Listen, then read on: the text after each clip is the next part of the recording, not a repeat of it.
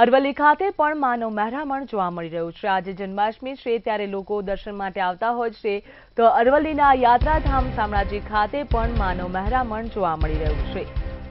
આકરા તાપમાં પણ શામળિયાના દર્શન કરવા માટે ભક્તો ઉમટી પડ્યા છે। જગતના નાથ શામળિયા ભગવાનનો આજે જન્મોત્સવ ઉજવાઈ રહ્યો છે, ત્યારે શામળાજી ખાતે વહેલી સવારથી જે ભક્તો છે, ભક્તો અહીંયા શામળાજી ખાતે શામળિયા ભગવાનના જન્મોત્સવને લઈને ભક્તો અહીંયા ઉમટ્યા છે। ત્યારે હાલ આપ જોઈ શકો છો દ્રશ્યોમાં, બપોરે પણ આટલી આકરી ગરમીમાં જે ભક્તો છે, ભક્તો હાલ શામળિયા ભગવાનના દર્શન માટે ઉતર્યા છે।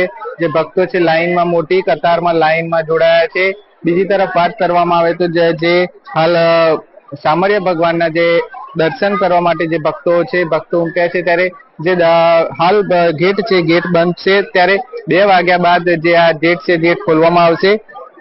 અને બીજી તરફ વાત કરવામાં આવે તો જે બપોરે 2 વાગ્યા પછી જે શામળિયા ભગવાનના જે અલગ અલગ સાંસ્કૃતિક પ્રોગ્રામ છે, જેવા કે ડાયરો તેમજ સહિતના જે સાંસ્કૃતિક પ્રોગ્રામ રાખવામાં આવ્યા છે, ત્યારે જે ભક્તો છે, ભક્તો ગેટ ખુલ્યા બાદ જે સાંસ્કૃતિક પ્રોગ્રામના દર્શન કરશે, તેમજ ભક્તો ભગવાનના પણ દર્શન કરશે। ત્યારે આપણી જોડે આપણા સહયોગી રિપોર્ટર અમિત ઉપાધ્યાય આપણા જોડે છે, તો આપણે એમની જોડે ચર્ચા કરીશું। તે શામળાજી ખાતે જે શામળિયા ભગવાનનો જન્મોત્સવ ઉજવાઈ રહ્યો છે, ત્યારે જે ભક્તો છે, ભક્તો વહેલી સવારથી જે લાઈનમાં જોડાયા છે, દર્શન કરવા માટે જોડાયા છે, ત્યારે શામળાજી ખાતે કેવી તૈયારીઓ છે તે જણાવશો?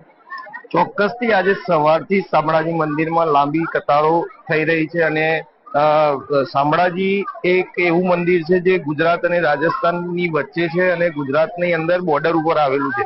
ત્યાં રાજસ્થાન અને ગુજરાતમાંથી નજીકના જે હિંમતનગર છે, મહેસાણા છે, મહીસાગર છે, ત્યાંથી અઢળક પબ્લિક અહીંયા દર્શનાર્થે આવે છે। અને આજે મંદિર પરિષદની અંદર મંદિર મંડળ તરફથી પબ્લિક માટે ઠંડા પાણીની વ્યવસ્થા, ફલાહારની વ્યવસ્થા તથા અહીંયા શણગારમાં 16 શણગાર મંદિરને કર્યો છે। અને આજે સાંજ પછી અહીંયા જે લાઇટિંગનો પણ અહીંયા નજારો અદ્રશ્ય જોવા મળશે અને મંદિરની અંદર લોકો અત્યારે લાંબી કતારોમાં ઊભા છે। દર્શન બંધ વિરામ આપ્યો છે। 2 વાગ્યા પછી દર્શન ખુલશે અને લોકો અહીંયા મંદિરમાં દર્શન કરશે અને ધન્યતા અનુભવશે।